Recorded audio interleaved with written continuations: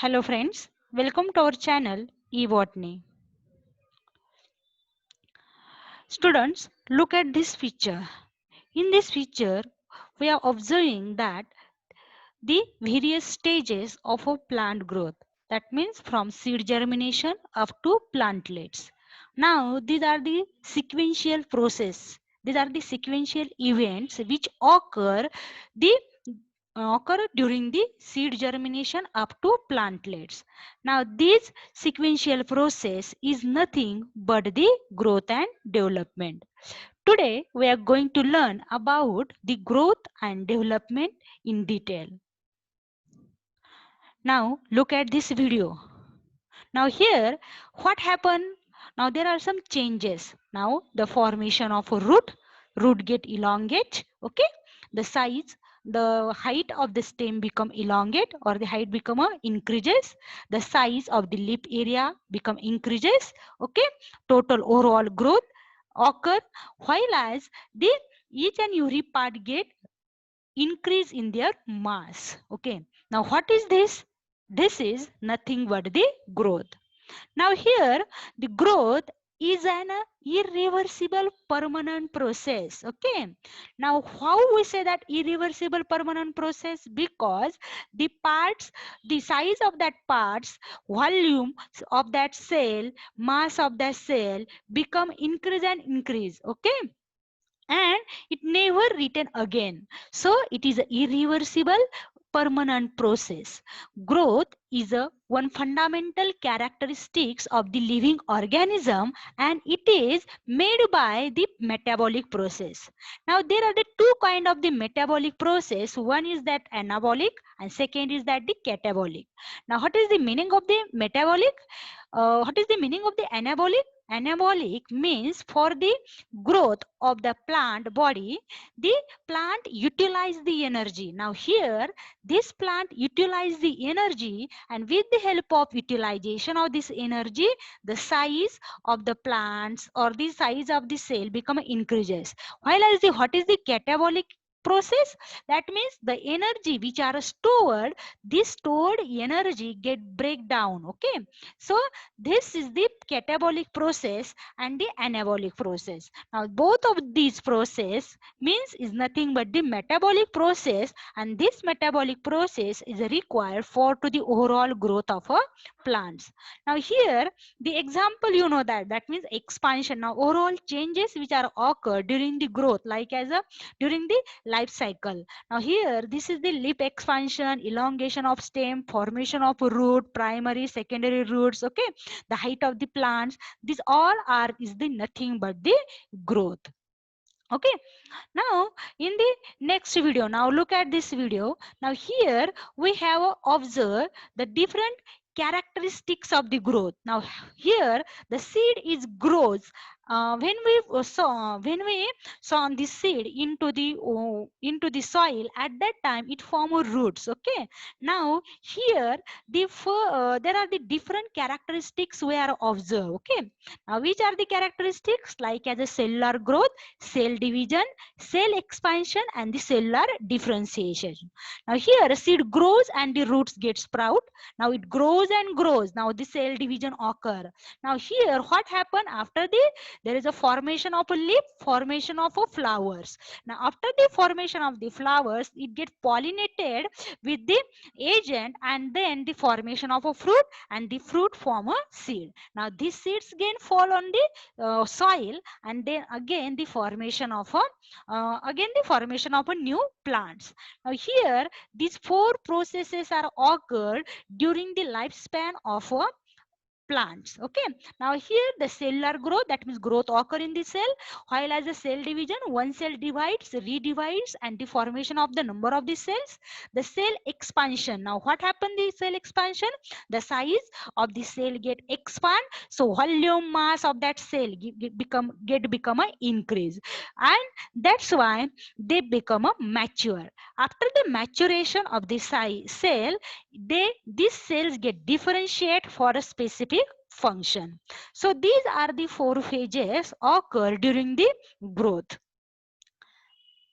Now the next is that the growth curve. Now the growth curve is a basically that means the how much quantity, now how much size is increased. Now how much size, we say that how much growth. Okay, this rate growth of that plant is not always same during the whole lifespan, so it may be changed. Now how much change, that means it may be slow or it may be rapid. When we plot the graph, okay, when we plot the graph, growth rate against the time, at that time the we found that the growth shape is S shape in structure. Now this S shape structure we call as a sigmoid curve. Now this S shape indicate that the three phases. Now which are the three phases? First is that the log phase, second is that the log phase, and third is that the stationary phase. Now the first phase is that the lag phase. Now here lag phase, it is the first or the initial phase where the growth rate is a very too much slow, while as in the log phase it is exponential phase where what happened, the it is a rapid and the maximum, that means it is a rapid phase, and the most of the lifespan occur during this log phase. And third is that the stationary phase. Here stationary phase, the growth rate is a decreasing, and finally it stop, that means occurrence of the senescence. So these are the three phases: log phase, lag phase, log phase, and the stationary phase. These are the three phases of the growth curve. That means this indicate that the growth is not always same, it may be changed, okay, according to the condition. Now the next thing is that the growth rate. Now the growth rate can be defined as a increased growth per unit time. Now within a unit time, how much the size, how much the height of that plant become increases. Now here there are the two type of the growth rate. One is that the arithmetic growth rate, and second is that the geometric growth rate.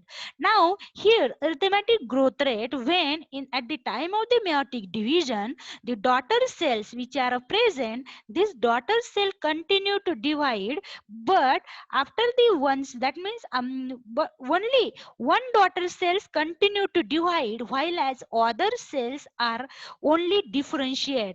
That means these other cells have only differentiate for a particular function. They are not having ability to divide and redivides. Now these blue cells only having the ability to divide and redivide. That means here this is arithmetic growth, while as in geometric growth, each and every cells, that means each and every daughter cells get different, they have the ability to divides, redivides, and they get then they get differentiate. Okay, that means this is the geometric growth. This kind of growth is occur in the root system, and this kind of growth occur during the plant parts. Okay, now we are focusing detail. Now here the arithmetic growth. Now what is the arithmetic growth? Now here that means one daughter cells continue to divide while other differentiate, or other cells get differentiate or mature. Now example is that the root elongation. Now here when we plot the graph, that means length against the time. Here when we plot at that time, one mathematical expression we are found. One is that is the LT is equal to L0 plus RT. Now here what is LT? LT is the length at the time T. Now this is the length, okay, at a time T, at a time T. Now what is L0? L0 is the length at the time 0, okay, length at the time 0. And what is R? R is the growth rate. That means growth rate, it is nothing but the elongation. What is the elongation? What is the expansion of that cell? Okay, now here when we observing, when we plotting this graph, at that time we found that the graph is a constant linear, continuous, okay, constant linear. So this indicate that the this is the arithmetic growth. That means one single cell only continue to divide while other cells get differentiate. Okay. Now this is only occur in the root elongation. That means one main stem get continue to grow while other primary stem, other primary and the secondary roots are doesn't having the such a kind of the growth. Only the one primary stems are continue to grow. Okay. So root elongation is occur at a constant rate. Okay. Now the next is that the geometric growth. Geometric growth is the now this geometric growth, it is the this growth is occur in the parts. Okay, plant parts. Now that means the cells, tissues, organ, and here we are found that the three phases, that is a log phase and the stationary phase. Now here there is one expression, that means exponential phase. Now this exponential growth is expressed is, and that means W1 is equal to W0 ERT. Now what is this W1? W1 is the final size. Now what is the final size? That means the final weight, final height, final number. What is this? The final size. That means this is the final size, and the W0 is that the initial size of the that means at the time of beginning of the period. Okay, initial size, W1 is the final size, W0 is the initial size, the E is the base of the natural logarithm. Okay, while as the R is the time of the growth and the T is the time. So growth, that means R is the growth rate. Now these are the number of the things which are found that the exponential phase is the fast phase, or we say that it is the rapid increase growth phase. Okay, rapid increase growth phase as compared to log phase and the stationary phase is a complete constant phase. Okay, and it is a slows down the process. Now here in the stationary phase the process become a slows down. Now this is the geometric growth. Okay, now these are the two kind of the growth. One is that the arithmetic growth, and second is that the geometric growth. Now the next is that the phases of growth. Actually in the growth there are the three kind of phases. One is that the cell division, second is that the cell elongation, and third is that the cell maturation. Now the first thing is that the cell division. Now the cell division occur in the meristematic cells. Now these meristematic cells have ability to divide and redivides. Now these meristematic cells are found on at the root apex and the shoot apex. Okay, so at the root apex and the shoot apex, the meristematic phase of a growth is a present. So what is the meristematic phase growth? Means there are the presence of a meristematic cells. Now what is the meristematic cells? Meristematic cells are the stem cells. Okay, these are the stem cells, and there are the two kind of the cells. One is that the primary meristematic cells, and second is that the secondary meristematic cells. Now this primary meristematic cells means they are present at the shoot apical meristem, at the root apical meristem. Look at this diagram. Now this is the shoot apical meristem. Okay, the meristem which are present at the apex region. Okay, so there is this is the meristem, this is shoot apical meristem, as well as root apical meristem. Both are these are the primary meristem. Now second thing is that the secondary meristem. Now the meristematic cells are also found in the secondary meristematic cells, in which that is axillary buds. Now axillary buds, that means they are present at the axil of the buds. Okay, vascular cambium, cork cambium, and the pericycle. Now look at this. This is the vascular. Now this is the vascular cambium. Now this vascular cambium, here the vascular bundles are present in that cambium. This vascular cambium have the ability to formation of a interfascicular and the fascicular cambium. Okay, so this is the vascular cambium having the ability, as well as cork cambium. Now this cork cambium, this is a cork cambium, is also having the divides and the redivides property. So there are the meristematic cells are present as well as in the pericycle of the root. In the pericycle there is also having the ability to divides and redivides. It is a present in the root.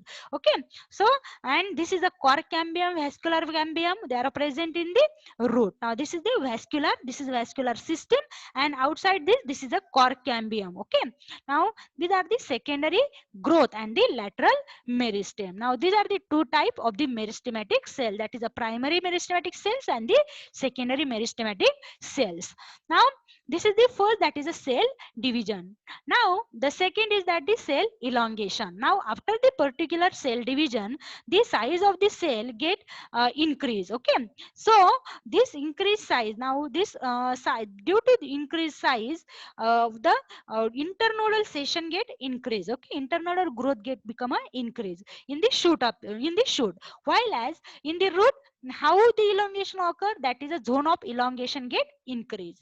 The size of the plant or the size of the cell increase because of the turgor pressure. When, what is the turgor pressure? When, that means the pressure which is a occur on the cell wall. Okay, due to the H2O uptake, that means water for to the water, because of the absorbing of water. Second thing is the cell wall loosening, and third is the new cell wall formation. At that time turgor pressure occur, and due to that the cell get elongated, they increase their size and the mass. So this is the elongation, this is the second phase of the plant. Okay, now the third phase is that the maturation. Now after the elongation, the first is the cell division, then after the elongation the third phase occur, we call as a maturation phase. Now what is this maturation? That means here the structure having a, that means a specific changes occur. After the specific changes occur in that cell, these cells have that means these cells to perform a specific function. Now this specific function, it may be performed individually or it may be performed group. Now when it is performed in a group, then we call as a tissue. Okay, now there are some example called as a secondary cell wall, xylem. Okay, xylem is also vascular tissues. Okay, they perform a function like as a conduction and the transportation of water and the food material. Fibers, epidermal cells, root hairs, okay, absorption of the water. Okay, leaf hairs, that is a transpiration. Okay, root hair, sorry, leaf hairs, guard cells. Okay, stomata guard cells. Okay, leaves, flowers, fruit, tuber, bulbs, etc. are the example of a maturation. Okay, that means the each and every cells perform individually or they are in a group. So these group cells or these tissues or these cells perform a specific function. After the maturation, this is the third phase we call as a differentiation. Now these are the three phases, that is a cell elongation, sorry, cell division, cell elongation and the cell maturation. Now the way of focusing on the differentiation. Now what is differentiation? Okay, now the differentiation means the transformation of a meristematic cell into permanent form. Okay, transformation of a meristematic cells. Now the meristematic cells, you know that these meristematic cells have ability to divide and redivide. They transfer into the permanent form. So this permanent form having a specialized function. Now the specialized function here, look at this, the cell of the xylems. Okay, now the cell of xylem having to develop the strong and the elastic wall. Now this strong and elastic wall are essential for to the conduction of a water. Now these are the cells, but after the maturation these cells having the ability, so these cells perform a special function like as a conduction of a water, and we call as a xylem. Okay, now here the plant cells derive from to the meristem of the root apex, shoot apex. Okay, now the root apex, shoot apex, okay, the various plant cells are formed. So these various parts get formed due to the differentiation. Now this is the structure. Now this is, look at, this is a shoot apical meristem, this is a root apical meristem, and here the lateral meristems are also present. Okay, Now that means differentiation is nothing but the, now what is differentiation? That means here look at this structure. Now this is undifferentiated cells. Now this undifferentiated cell, that means this is the meristematic cells get divides. Now this is a undifferentiated cells, when they get divides it get elongate. Now this is the elongate, they increase their size, mass, volume. After the increase these cells get mature. Okay, now matured in the sense the formation of the various parts, specialized parts get formed. Now these matured cells get differentiate. Now these differentiated cells, now these cells according to their location it may be performed. Now this is according to that location they perform their function. It may be phloem, it may be xylem, it may be root here. Now this is the differentiated cells. Now what is this differentiation? Now cellular differentiation is the process in which the any type of cells become a more specialized cell type. Okay, more specialized, less specialized cell get converted into the more specialized. So this cell is derived. Now this kind of the cells is derived from to the meristem or the cambium, and it get mature. Now these cells get mature and perform a different kind of a function.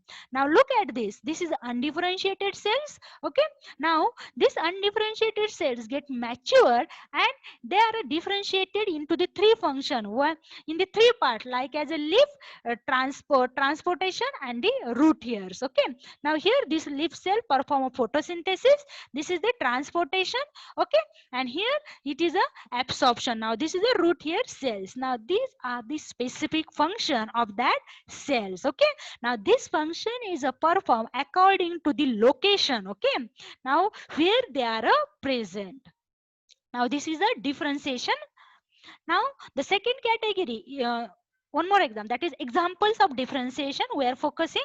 Now for that means here there are the one type of the cell. Now this is the cell and it is differentiated only for to the photosynthesis. Now these are called as a chlorenchyma. Now these are the specialized green tissue. Okay, these are the only specialized green tissue. Green tissue, that means they perform the photosynthesis. That's why they are called as a chlorenchyma. Now such a kind of cells also found now the in the some aquatic plants. Okay, now the in aquatic plants, these aquatic plants get they are present, or they are they are floating on the water, so they require to they having to the they produce the buoyancy. Okay, so buoyancy occur due to the aeration. So these plants having to develop such a kind of cells which store the air. So the plants having the acquired the buoyancy. So such a kind of cells, now these are the cells which are called as parenchyma. Okay, now the special function, that means they provide the mechanical support and the buoyancy and the aeration. Now this is the parenchyma, and the third is that the collenchyma. Now the collenchyma cells, the cells of these tissues develop pectocellulose thickening. Now here there is a pectocellulose thickening. Because of that, they having this they are having the good strength and the flexibility. Now these are the three examples which indicate that the three functions, and these three functions are acquired after the maturation. So final fate of an undifferentiated cells and the tissue after the maturity is depend on the location of that particular cells. Now this is the exact location where they are present. According to that, they perform their function. This is the example of a differentiation. Now we are focusing on the second category, is that the de-differentiation. Now de-differentiation is the process of a regeneration of a matured cell is term. Now that is a regeneration of a matured cell. Now look at this. This is a green cell, green leaf. Now due to the some biotic and the abiotic stresses, it become a yellow color. So there is a, now this leaf having the ability, it may be when we providing such a kind of the hormones, at that time the cells having again regreening. Okay, or it may be form a callus structure, or it may be death. So here there is a regeneration. If there is a regeneration, these cells get mature, these cells get again regenerate, then it is called as a de-differentiation. Now here this is the phenomena. Now redifferentiation, it is the phenomena of a regeneration, where the mature cell reverse their state of differentiation. Now again they again occur at the first stage. Now these cells again regenerate into the first stage, that is a differentiation, and acquiring the potentiality. Now what is this differentiated cells? Now these are the some cells without the protoplasm, that means without the plant cells. Okay, now without the cell wall, sorry. Now these are the protoplast. Now this protoplast having acquired, now when now these cells, now this protoplast get redifferentiated, or if there is no provide of the hormones, it may be occurred cell death, or when we provide some hormones, then that means auxin and cytokinin, they become a proliferate. Now the formation of that means callus cell get undifferentiated mass of cells, formation of a callus. Okay, now this is the de-differentiation. Now that means they again regeneration of a, that means process of a regeneration, we call as a de-differentiation. Now the in de-differentiation, what happened? The under a natural condition, the cells of the medullary rays get differentiated, de-differentiated cells of the medullary rays. Now look at, this is a vascular bundles. Now in that vascular bundles, this blue color indicate, blue line indicate that is a that is the cambium. Okay, now this is the fascicular cambium. Now after the complete growth of this vascular bundle and fascicular cambium, now these two vascular bundles get again joined together with the continue blue color strip. Now this is a interfascicular cambium. Now this is a interfascicular cambium and this is a fascicular cambium. Now these both are form of vascular cambium. Now when they are joined together, fascicular cambium and the interfascicular cambium, when they are joined together, it form a vascular cambium. So this kind of the things, or as well as cork cambium. Now the cork cambium, the formation of the outer peridium. Okay, this cork cambium is also the structure of a de-differentiation.